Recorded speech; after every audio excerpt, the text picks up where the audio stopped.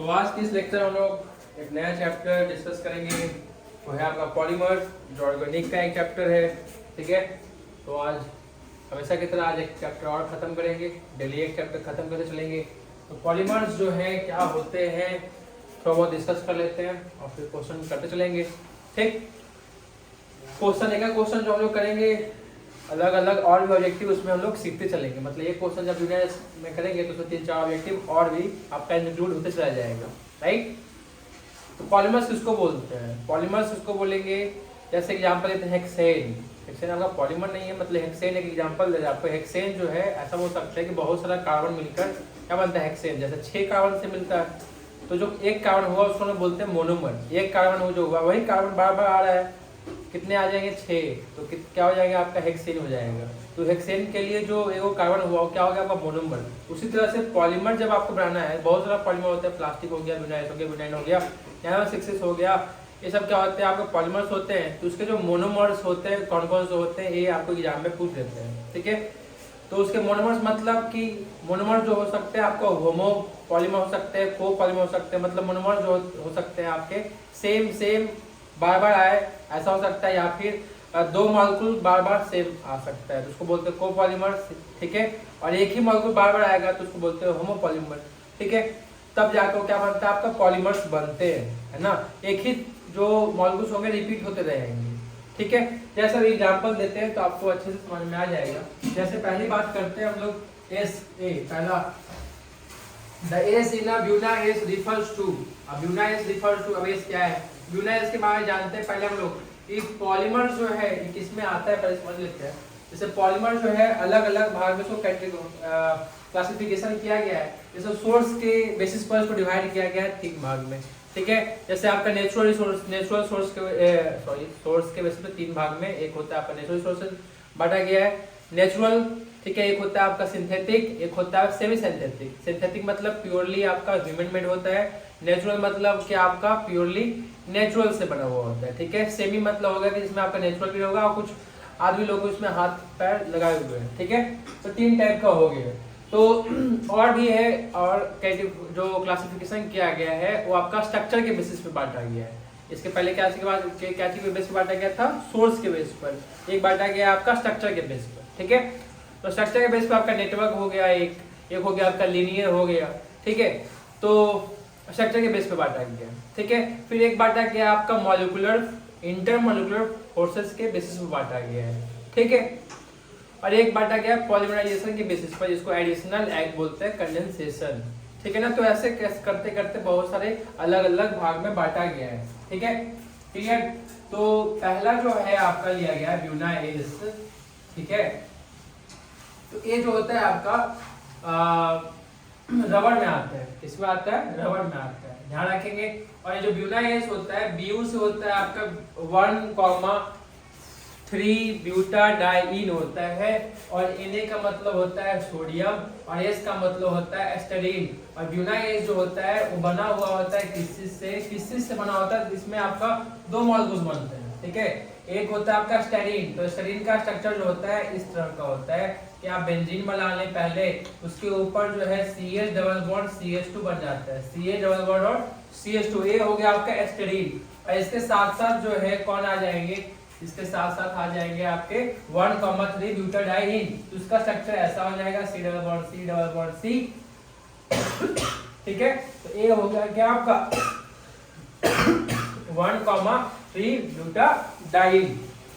ठीक है, ये भी एन रहेगा, ये भी एन नंबर रहेगा, ये भी बहुत सारा रहेगा, ये बहुत सारा रहेगा। दोनों कंबाइन करके जो है क्या फॉर्म करते हैं? ब्यूना एस फॉर्म करते हैं। यहीं पर एक और बात कर लेते हैं ब्यूना एन की। तो ब्यूना एन जो है, ब्यूना एन में भी आपका 1,3 ब्यूटाडाइईन होते हैं, लेकिन यहाँ पर स्टेरीन नहीं होंगे, तो हो जाएगा एकाइल नाइट्राइल हो जाएगा। क्या हो जाएगा? नाइट्राइल। यहाँ पर एस का मतलब हुआ आपका क्या? स्टेरीन। वहां पर एन का मतलब हो जाएगा आपका नाइट्राइल, एकाइल नाइट्राइल हो जाएगा। ठीक है, क्लियर बात? ठीक, डन। तो चले हैं हम लोग पहला क्वेश्चन करते हैं। ब्यूना एस के बारे में पता चल गया, ब्यूना एन के बारे में चल गया। तो यहाँ पर पहला क्वेश्चन करते हैं कि S is a Buna S refer to, किससे रिफर होता है, एस का मतलब क्या है आपका, तो क्या हो जाएगा आपका एस्टाइरिन हो जाएगा, ठीक है। और एस्टाइरिन का एग्जांपल में पूछ देते हैं, भी ऑब्जेक्टिव हो सकता है। और किससे बनता है 1,3 ब्यूटाडाइन, ऑब्जेक्टिव पूछे तो इससे भी हो सकता है। और उसके बाद क्लियर, दो ऑब्जेक्टिव यहाँ पे आपको देखने को मिल गया। ब्यू का मतलब क्या होता है, Na का मतलब सोडियम, सोडियम से रिलेटेड कुछ पूछ दिया, अगर क्वेश्चन है तो ये भी पूछ सकता है। ठीक है, यहाँ पर एस का मतलब पूछा, Na का मतलब पूछता है, सोडियम बोल सकते थे। ठीक है, चलिए नेक्स्ट क्वेश्चन लोग करते हैं। दूसरा क्वेश्चन बोल रहा है identify the type of polymers. तो यहाँ पर जो आइडेंटिफाई करना है, यहाँ पर जो देखें पॉलीमर, तो यहाँ पर दो मॉलिक्यूल जो है डिफरेंट डिफरेंट है, एक ही मॉलिक्यूल बार बार नहीं आ रहा है ना। ये दोनों का कंबाइंड बार बार आएगा, लेकिन ये दोनों का कंबाइंड बार बार आएगा, लेकिन दो मॉलिक्यूल्स तो है ना, तो इसको हम बोलते हैं कोपॉलीमर। दो मॉलिक्यूल्स हैं, अगर यही मॉलिक्यूल सिर्फ अकेले बार बार आएगा, जैसे एग्जांपल देते हैं आपको आइसोप्रीन का, किसका, आइसोप्रीन का, आइसोप्रीन। अब आइसोप्रीन कैसा होता है, तो ब्यूटाडाइन बना लेंगे 1,3 पहले बना लेंगे, और इसके ऊपर CH3 लगा दीजिए। क्या है, देखिए CH3 कहाँ लगा दिए, सेकेंड नंबर पर, ठीक है। 2 मिथाइल 1,3 ब्यूटाडाइन हो गया, ठीक है। तो ये हो गया किसको क्या बोलते हैं लोग, आइसोप्रीन। ये आइसोप्रीन जो है ना N नंबर में रहेगा, कितने नंबर में रहेगा, N नंबर, मतलब बहुत सारा रहेगा। अब यही बार बार आता रहता है, तब बनता है आपका पॉली आइसोप्रीन बन जाता है। क्या बनता है, पॉली आइसोप्रीन बन जाता है। ओके, तो पॉली आइसोप्रीन बन गया, मतलब ये हो गया आपका नेचुरल रबर बन जाता है। और यहाँ पर देखिए तो एक ही आपका मॉलिक्यूल बार बार आ रहे हैं, लेकिन यहाँ पर देखिए दो मॉलिक्यूल का कॉम्बिनेशन था, तो यहाँ पर इसको बोलते हैं हम लोग कोपॉलीमर बोलते हैं। और जब एक ही मॉलिक्यूल बार बार आ रहे हैं तो उसको बोलते हैं हम लोग होमोपॉलीमर। तो इससे जो है बनता है क्या आपका C डबल बॉन्ड C, और इसको लिख देंगे हम लोग CH3, अब बेस में दे देंगे N, तो ये हो गया आपका पॉलीमर, मतलब पॉली आइसोप्रीन बन गया। ठीक है, तो क्वेश्चन ये पूछ सकता है, तो हो जाएगा, क्लियर है, डन। तो पहला क्वेश्चन, दूसरा क्वेश्चन जो बोल रहा है आपको, क्या बोल रहा है कि identify the type of polymers. तो आइडेंटिफाई करना है कौन से पॉलीमर, जैसे देखिए यहाँ पर देखिए सेम आ रहा है, ए ऐसा ही आ रहा है, इसमें देखिए ए बी आ रहा है, डिफरेंट आ रहा है। तो अभी आपको बताया जो सेम आ रहे होंगे तो उसको क्या बोलेंगे, होमोपॉलीमर। डिफरेंट मॉलिक्यूल जो है बार बार आएंगे तो उसको बोलते हैं कोपॉलीमर। इसका मतलब जो ऑप्शन ए हो जाएगा, राइट, पहला का ए होमोपॉलीमर, सेकंड का कोपॉलीमर, राइट। बाकी तो कुछ होगा नहीं, दैट्स इट। नेक्स्ट क्वेश्चन जो बढ़ते हैं, तो यहाँ पर देखा जाए natural rubber is a polymer of. अब नेचुरल रबर किसका, अभी आपको डिस्कस किए कि आइसोपॉलीप्रीन जो होते हैं वो क्या होते हैं, नेचुरल रबर होते हैं। क्या होते हैं, नेचुरल रबर होते हैं। ठीक है, तो ये जो नेचुरल रबर होते हैं वो क्या होते हैं, आइसोप्रीन होते हैं। तो वहां पर देखा जाए तो बार बार यही ना आएगा, मतलब होमोपॉलीमर्स आ रहे हैं बार बार। तो यहाँ पर जो क्वेश्चन में बोल रहा है, देखिए natural rubber is a polymer of, ये आइसोप्रीन जो है किसको बोलते हैं हम लोग, तो 2 पर मिथाइल है 1,3 ब्यूटाडाइन, वही तो शक्कर आया था, 2 पर मिथाइल आइसोब्यूटाडाइन, राइट। ठीक है, तो ऑप्शन क्या हो जाएगा, ऑप्शन ए हो जाएगा, जो कि आपका नेचुरल रबर होता है। और इसी में आपका नेचुरल रबर का एग्जांपल याद रखिएगा आइसोप्रीन का, और एक एग्जांपल ऐसा ही याद रखिएगा, एक आप नियोप्रीन का क्या नाम रखेंगे, नियोप्रीन याद एक रखेंगे। ठीक है, तो नियोप्रीन का एग्जांपल देखिए, वो आइसो है वो नियो है, नियोप्रीन में क्या रखेंगे आप एग्जांपल, ऐसा याद रखेंगे। देखिए सेम है, सब कुछ सेम है, 1,3 डाइब्यूटाइन, यहाँ पर बस एक क्लोरीन लगा दीजिए, क्या लगा दीजिए, क्लोरीन। तो ये जो नियोप्रीन होता है ना, ये आपका आर्टिफिशियल होता है, इसका मतलब सिंथेटिक होता है। बात समझ में आ रही है। अब ये भी क्या होता है, होमोपॉलीमर होते हैं, जो कि N नंबर ले लिए, तो इधर जो प्रोडक्ट बनेंगे आपका फाइनल तीर डैश दे देंगे, ऐसा ही आप, और Cl single bond double bond C, और यहाँ पर क्या लिखेंगे, बेस में N। अगर आपको एग्जाम में दे देंगे पॉलीनियोप्रीन का फॉर्मेशन करें, जो कि सिंथेटिक रबर होते हैं, नेचुरल नहीं होते हैं, तो आप ऐसा स्ट्रक्चर ड्रॉ कर लेंगे कंप्लीट। ठीक है, क्लियर। तो नियोप्रीन आपका ये हो गया।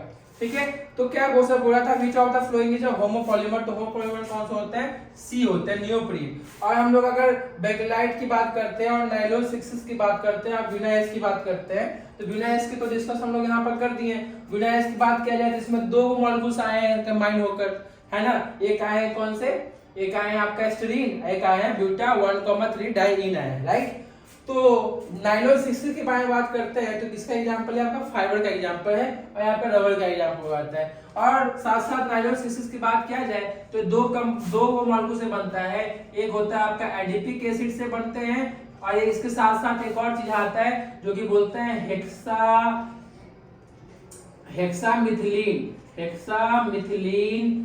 हेक्सामिथिलीन डाइएमीन बोलते हैं। क्या? हेक्सामिथिलीन डाइएमीन। मतलब नाइलोल 6 जो है दो, एक है एडिपिक एसिड, एक हो गया हेक्सामिथिलीन डाइएमीन, दोनों कंबाइन होकर एक मॉलिक्यूल आते हैं। कितने फॉर्म में? बहुत सारे, है ना। ऐसे बहुत सारे आते आते हैं तो क्या बनते हो? पॉलीमर्स बन जाते हैं। जैसे इसका हम लोग स्ट्रक्चर बात करते हैं, ऊपर तो नियोप्रीन और आइसोप्रीन हो गया। आइसोप्रीन नियोप्रीन क्या हो गया आपका? सिंथेटिक होता है, वो आपका नेचुरल होता है। ठीक है, दोनों को रब कर रहा हूं। डिफरेंट बस इसमें क्या फर्क? इसमें Cl लगा हुआ है, इसमें CH3 लगा हुआ है, इसमें मिथाइल लगा हुआ है, इसमें क्लोर लगा हुआ है। ठीक है, क्लियर बात? चलिए ये बात ध्यान रखेंगे और हम आपको इसका स्ट्रक्चर बनाते हैं दोनों का, इसीलिए ऊपर थोड़ा सा हम जगह छोड़े ताकि सब जो ऑब्जेक्टिव है आपको डिस्कस हम यहाँ पर ऊपर करते चले। तो नाइलोल 6 जो है एडिपिक एसिड बनता है, हेक्सामिथिलीन से बनता है। तो हेक्सामिथिलीन की बात किया जाए तो CH2 6 लिख लीजिए क्योंकि मिथिलीन होता है CH2 6, और यहाँ पर NH2 की बात, NH2 और NH2 यहाँ जोड़ ले दोनों तरफ, ये हो गया आपका हेक्सामिथिलीन डाइएमीन हो गया। ठीक है, बार बार प्रैक्टिस करते करते आपको भी याद हो जाएगा। ठीक है, और साथ साथ क्या होगा? Adipic acid. एडिपिक एसिड में आपको दो वो क्या होता है? दो वो आपका कार्बोक्सिलिक एसिड हो जाता है। ठीक है, CH2 और यहाँ पर C डबल बॉन्ड OH हो जाता है। ठीक है, और एक और बात आप नाइलोल 6 के बारे में जान लें कि ये जो पॉलीमरेशन का एक टाइप है जिसमें आप एडिशन पॉलीमरेशन नहीं होता है, एडिशन पॉलीमरेशन उसको बोलते हैं जिसमें आपके डबल बॉन्ड और ट्रिपल बॉन्ड का फॉर्मेशन, ट्रिपल बॉन्ड होते हैं मौजूद। जैसे इसके पहले इसमें देखा डबल बॉन्ड आया, ट्रिपल बॉन्ड आएगा, उसको हम बोलेंगे एडिशन। ट्रिक बता रहे हैं पहचानने के लिए। ठीक है, तो सबको बोलेंगे एडिशन पॉलीमर। ठीक है, और कंडेंसेशन पॉलीमर उसको बोलेंगे जिससे आपका पानी रिमूव हो जाए, अल्कोहल रिमूव हो जाए। बात को ध्यान से समझेंगे। कंडेंसेशन पॉलीमर किसको बोलेंगे? जिसमें से आपका पानी रिमूव हो जाए, अमोनिया रिमूव हो जाए, मतलब उसमें से कुछ रिमूव हो जाए। तो यहाँ पर देखा जाए दोनों को जब हम लोग ऐड करते हैं, क्या क्या ऐड किए? हेक्सामिथिलीन डाइएमीन और एडिपिक एसिड को ऐड करते हैं। तो यहाँ पर जब ऐड करते हैं स्ट्रक्चर फॉर्मेशन जो होता है वो क्या होता है कि यहाँ से OH और यहाँ से एक H, दो H है, H गायब कर दीजिए तो क्या निकल जाएगा? यहाँ से H2O निकल जाएगा और यहाँ पर C डबल बॉन्ड O का फॉर्मेशन हो जाएगा। क्या हो जाएगा? C double bond O। अब बाकी सब जो जैसा है वैसा ही रह जाएगा, C डबल OH, और ऐसा ही मतलब इधर भी आकर जोड़ दीजिए। ठीक है, तो ये क्या हुआ? आपका नाइलोल 6 का स्ट्रक्चर आपका बन जाएगा। ठीक है, क्लियर? तो नाइलोल 6 हो गया। समझ के बाद यहाँ पर देखा जाए तो ये एमाइड ग्रुप का फॉर्मेशन हो जाएगा, C डबल बॉन्ड O, इधर एक R फॉर्मेशन हो रहा है। ठीक है, तो ये क्या हो गया? आपका एमाइड ग्रुप का फॉर्मेशन हो रहा है और ये क्या करता है? कंडेंसेशन पॉलीमर दिखाता है आपको। क्या दिखाता है? Condensation polymer. यहाँ से क्या हो रहा है? आपका रिमूव हो रहा है। तो ऑब्जेक्टिव भी याद रखेंगे। और क्या पूछ सकता है? नाइलोल 6 में क्या पूछ सकता है? कि एडिपिक एसिड यूज होता है, हेक्सामिथिलीन डाइएमीन यूज होता है। स्ट्रक्चर पूछ सकता है, कहीं से कुछ पूछ सकता है। बात क्लियर है? ठीक है, चलिए आगे बढ़े। और किसका एग्जाम्पल है? फाइबर का एग्जाम्पल। किसका एग्जाम्पल है? फाइबर का। ठीक है, ये जो बेकेलाइट है ना, ये आपका जो है को स्ट्रक्चर होता है, मतलब कि एक दूसरे से अटैच होते हैं, को स्ट्रक्चर होते हैं। और साथ साथ एक इसका एग्जांपल होता है इसके बारे में और थोड़ा एक ऑब्जेक्टिव आप याद रख सकते हैं। इंटरमॉलिक्यूलर जो फोर्सेस के बेसिस पे बांटा हुआ है, 4 भागों में बांटा हुआ है। तो 4 भाग का नाम जो है कहीं पर एग्जांपल दिया हुआ है, उसी में से नाम देख लीजिए। ये जो है इलास्टोमर एक टाइप हो जाता है। किसका एग्जांपल बता रहे हैं आपको? इंट्रामॉलिक्यूलर फोर्सेस के बेसिस पे 4 टाइप का, एक इलास्टोमर बांट दिया जाता है, फाइबर बांट दिया जाता है, थर्मोप्लास्टिक बांट दिया जाता है और थर्मोसेटिंग बांट दिया जाता है। तो ये जो है आपका थर्मोसेटिंग का एग्जांपल है। कौन? बेकेलाइट जो है थर्मोसेटिंग का आपका एग्जांपल हो जाता है। ठीक है, बेकेलाइट जो है थर्मोसेटिंग का एग्जांपल हो जाता है। That's it. ओके, इस बात को ध्यान रखेंगे। इंटरमॉलिक्यूलर जो फोर्सेस होते हैं सबसे ज्यादा किसका होता है? थर्मोसेटिंग का होता है, और सबसे कम जो होता है इलास्टोमर का होता है। ये भी बात ध्यान रखेंगे। इलास्टोमर सबसे कम इलास्टिक हो रहा है, और थर्मोसेटिंग जो होता है सबसे ज्यादा होता है इसके बीच में, जो स्ट्रॉन्ग होते हैं। मतलब कि बेकेलाइट जो होंगे जो स्ट्रॉन्ग होंगे, इस बात को ध्यान रखेंगे। कहीं से कुछ भी पूछ सकता है। चलिए नेक्स्ट क्वेश्चन की ओर बढ़ते हैं। अगर तो polymer has a amide linkage, तो अभी हम आपको बताएं कि डबल बॉन्ड और R का फॉर्मेशन साइड से हो रहा है, इसका मतलब कि polymer has a amide linkage किसमें हो जाएगा? तो नाइलॉन 6 हो जाएगा। ठीक है, और टेफ्लॉन की बात करते हैं, बेकेलाइट के बारे में बताया, तो टेफ्लॉन की बात करते हैं। तो टेफ्लॉन में 4 फ्लोरीन और 2 कार्बन आते हैं। तो क्या है इसका पूरा नाम? तो टेट्राफ्लोरो इथिलीन नाम लेते हैं। क्या नाम लेते हैं? Tetrafluoro ethylene.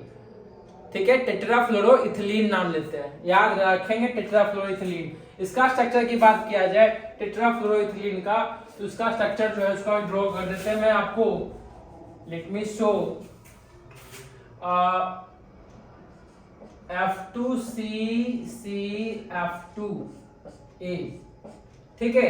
और एन नंबर ले लिए और इससे क्या बन जाए आपका बन जाएगा F2C सिंगल बॉन्ड CF2 और ये हो जाएगा क्या एन। तो ये कहलाता है क्या आपका टेफ्लॉन कहलाता है। क्या कहलाता है? टेफ्लॉन एन। समझ के क्लियर है? ओके, डन ना डन? चलिए तो पचमा का क्या होगा ए। बाकी सब के बारे में भी हम लोग डिस्कस करते ही चलना है। छठा, which of the following is biodegradable. Biodegradable मतलब कि ऑटोमेटिक जो डिग्रेडेबल हो जाए खुद से एनवायरनमेंट में, राइट, सॉइल में, मिट्टी में घुल जाए। तो बायोडिग्रेडेबल सिंथेटिक जो कि ह्यूमन मेड है वो क्या हो जाए, सिंथेटिक पॉलीमर जो है बायोडिग्रेडेबल हो जाए। तो इसमें आपको जो एग्जांपल दिया हुआ है वो तीनों एग्जांपल हो जाता है। मतलब PHBD, नाइलॉन 2, नाइलॉन 6, ये साथ में नाइलॉन 2 नाइलॉन 6 एक नाम है पूरा, ये पूरा साथ में जो बायोडिग्रेडेबल होते हैं। एलिफेटिक पॉलिएस्टर जो है ये भी बायोडिग्रेडेबल, मतलब कि ऑल ऑफ दीज हो जाएंगे जो कि बायोडिग्रेडेबल होते हैं। बात ध्यान रखिए, इसका नाम बहुत बड़ा होता है इसलिए आपको इसका छोड़ दीजिए PHBD, ठीक है। एग्जाम में से कोई ध्यान नहीं देना है। चलिए नेक्स्ट क्वेश्चन करते हैं। नेक्स्ट क्वेश्चन जो है 7। देखिए इसमें जो ज्यादातर जो आपका क्वेश्चन है सब कुछ याद करने वाला है, आपको याद करना पड़ेगा ज्यादातर, ठीक है। और उसको कैसे याद करना है, सेट कर लेना है, ठीक है ना। सेट करना है मतलब उसको एक के तरीके से याद करें, ऐसा नहीं कि रट जाएंगे, रटेंगे तो याद नहीं होगा। जैसे एक दूसरे से कंक्लूजन करके याद करेंगे ना तब याद होगा। जैसे इसका बात की ना, आपको CH3 लगा हुआ है तो हम लोग इसको बोल देते हैं आइसोप्रीन। इसमें Cl लगा हुआ है तो उसको हम लोग बोल देंगे नियोप्रीन, ठीक है। तो इस टाइप का आपको एक दूसरे से कंक्लूजन करके आपको याद करना पड़ेगा।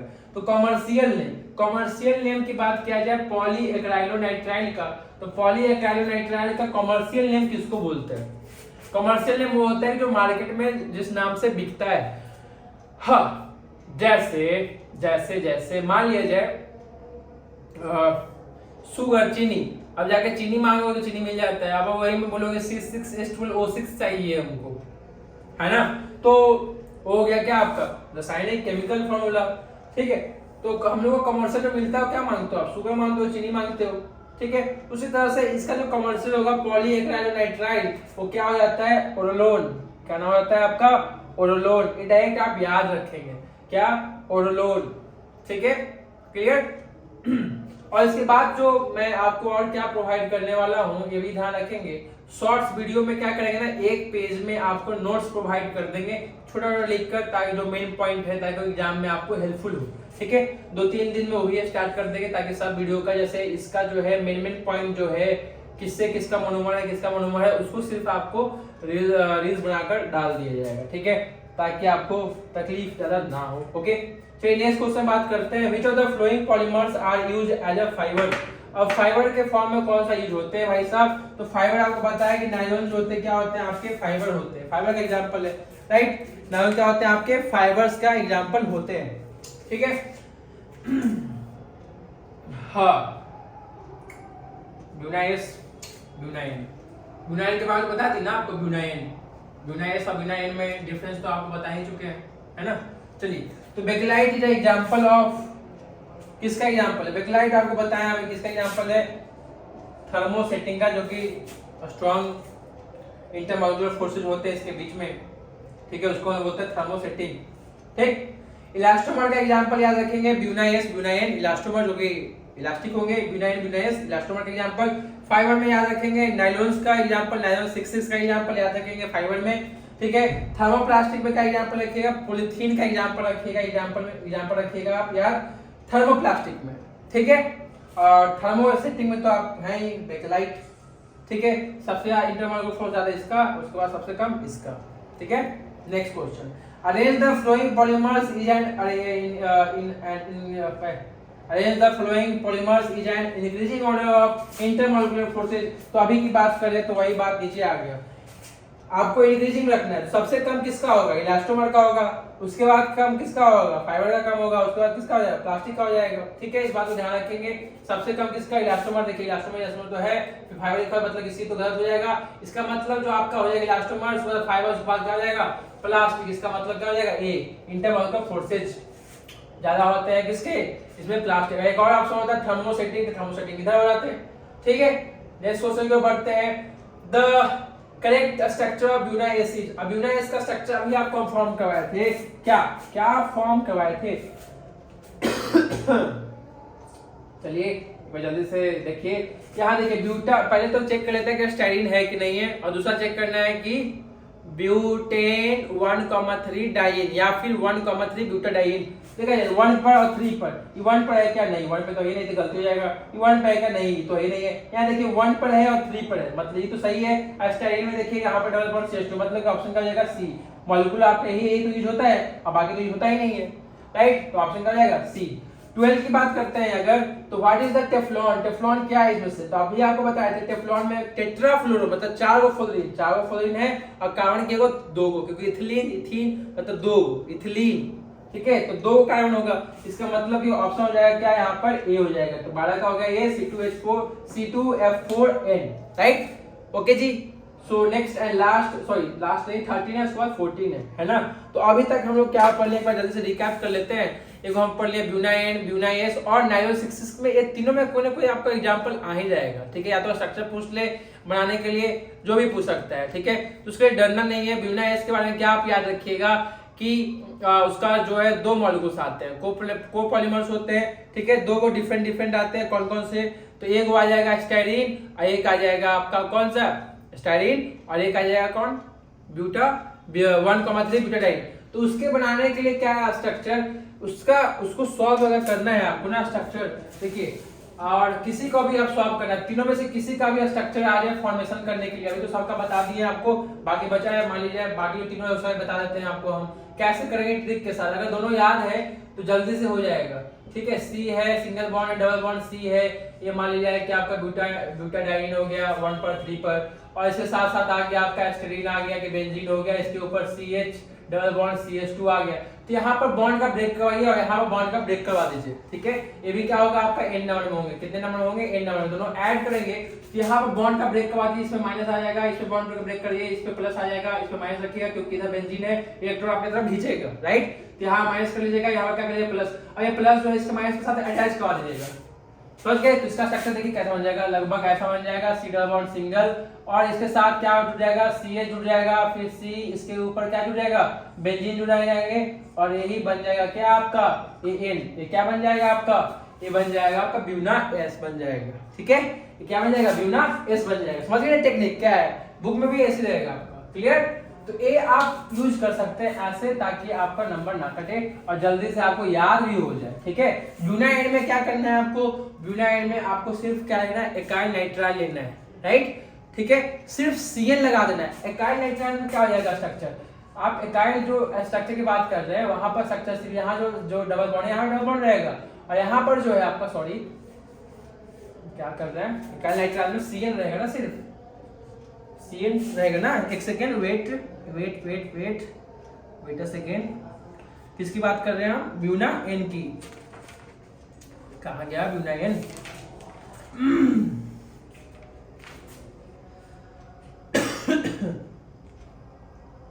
हाँ डबल बॉन्ड CN, तो यहाँ पर क्या है आपका, यहीं पर CN है, हाँ यही था, ठीक है।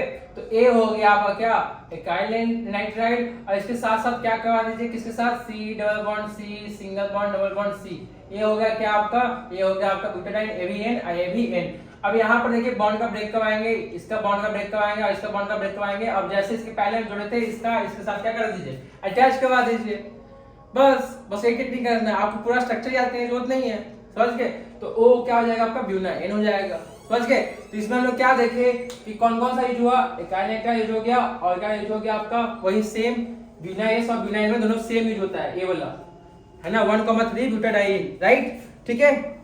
और हमारा बाल भी खुल गया। सो लास्ट टॉपिक है आपका,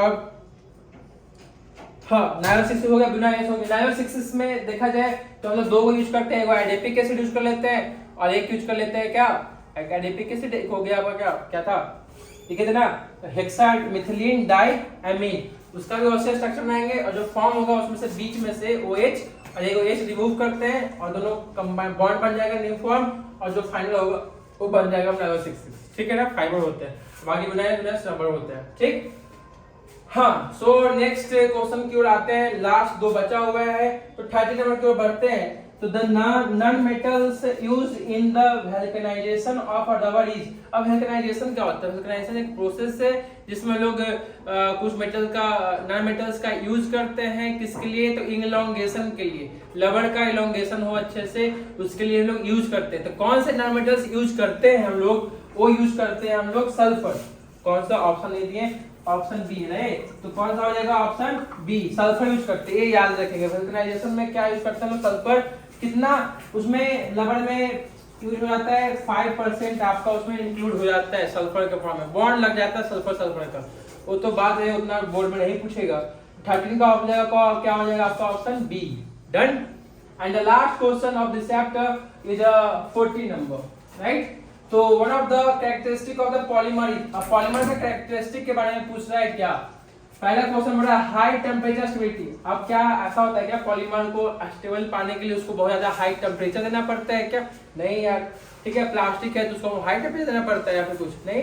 चलो, तो ऑप्शन ए तो नहीं होगा। ऑप्शन बी की बात करते हैं, high mechanical strength. High mechanical strength मतलब उसको हम लोग स्टेबल रखने के लिए क्या उसमें हम लोग बहुत ज्यादा एनर्जी दे। मैकेनिकल मतलब जो हम लोग बाहर से एनर्जी दे रहे हैं, ठीक है। तो हम लोग मैकेनिकल एनर्जी तो उसमें कुछ नहीं करते हैं, ठीक है। तो जो ऑप्शन हो जाएगा सी हो जाएगा, हाई इलोंगेशन। हाई इलोंगेशन मतलब कि इलोंगेट होता है, लवणने वाला होता है, हाई इलोंगेशन होते हैं। कौन? तो पॉलीमर्स होते हैं। तो ऑप्शन क्या हो जाएगा आपका? सी, ठीक है। प्लास्टिक का लेते हैं तो प्लास्टिक में थैला लेते हैं, लमड़ता है, इलोंगेटेबल होता है, इलोंग होता है मतलब फैलता है। लो हार्डनेस तो होगा नहीं, क्योंकि सब पॉलीमर्स जो होंगे वो सिर्फ हार्डनेस में कम तो होंगे नहीं, मीडियम भी होते हैं, हार्ड भी होते हैं, सॉफ्ट भी होते हैं, सब तरह का होता है, ठीक है। तो इसलिए ऑप्शन डी तो होगा नहीं ऑप्शन, ठीक है। तो ऑप्शन हो जाएगा C. Is that clear to all of you guys? ठीक है। तो अगले बार जब हम लोग मिलेंगे तो नया चैप्टर के साथ हम लोग करेंगे, ठीक है। तो हम लोग जैसे जैसे करेंगे, जैसे जैसे हम लोग एक एक डे होगा, एक एक चैप्टर हम लोग खत्म कर चलेंगे, ठीक है। तो केमिस्ट्री का 3-4 वीडियो बन चुका है, फिजिक्स का 1 वीडियो बन चुका है, फिजिक्स में 1-2 वीडियो बनाएंगे, उसके बाद फिर केमिस्ट्री में आते हैं, ठीक है। तो आज का क्लास इतना ही रहते हैं। जो भी दिक्कत होगा आप व्हाट्सएप पे कर लीजिएगा, ठीक है ना। Bye bye. आज का क्लास इतना ही, मिलते हैं कल।